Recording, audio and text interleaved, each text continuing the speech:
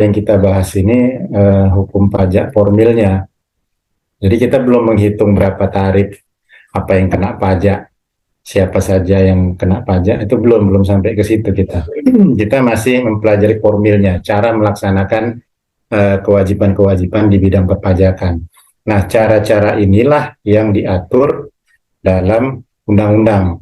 Tepatnya Undang-Undang Nomor 6 tahun 83, berlaku mulai 1 Januari tahun 84, yang sudah beberapa kali dirubah, terakhir dengan Perpu tahun 2023, saya lupa nomornya, tapi itu terakhir ada Perpu, bukan Perpu ya, HPP, tapi setelah itu ada Perpu Undang-Undang Ciptaker, di mana di Undang-Undang Ciptaker itu ada klaster pajak salah satu dari bagiannya.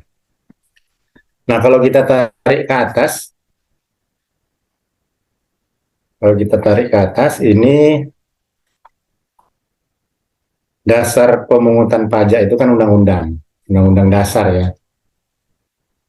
Yang tingginya itu, yang paling tingginya itu undang-undang dasar, yaitu UUD 45. Di situ disebutkan di pasal 23, bunyinya lebih kurang, segala pajak untuk keperluan negara ditetapkan dengan undang-undang. Itu dasar pertamanya. Nah, dari situ barulah turunannya pemerintah membuat beberapa undang-undang yang berkaitan dengan perpajakan. Undang-undang ini terbagi atas dua macam. Ini sudah kita bahas malam. Ada undang-undang formil, ada undang-undang material. Undang-undang material itu materinya yang dibahas. Ini nanti akan berturut-turut kita bahas per minggu. Ada PPH, ada PPN dan PPNBM, ada bea materai. Sedangkan undang-undang formilnya adalah KUP, Ketentuan Umum dan Tata Cara Perpajakan. Inilah yang kita bahas sekarang ya. Nah, kita sudah bahas juga kemarin bahwasanya pajak itu menganut sistem self-assessment ya, atau self-assessment system. Wajib pajak itu hitung sendiri, setor sendiri, lapor sendiri.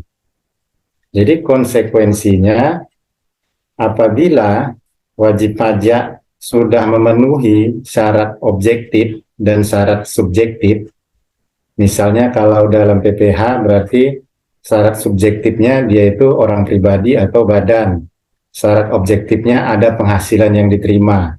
Nah, kalau sudah terpenuhi syarat subjektif dan objektif ini, maka dia sendiri wajib mendaftarkan diri sendiri ke kantor pelayanan pajak untuk mendapatkan NPWP.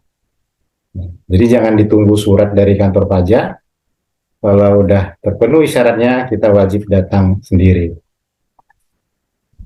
Nah, kalau dia pengusaha, selain NPWP, pengusaha juga wajib dikukuhkan sebagai pengusaha kena pajak kalau dia dalam 1 tahun pajak omsetnya sudah melebihi dari 4,8 miliar.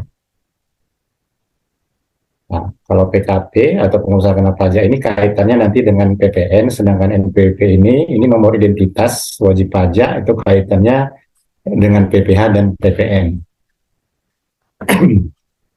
Nah, setelah terdaftar punya NPWP atau dikukuhkan sebagai PKP, timbul lagi konsekuensi berikutnya, yaitu kita wajib lapor SPT. Tadi kan self assessment tadi, hitung sendiri, store sendiri, lapor sendiri.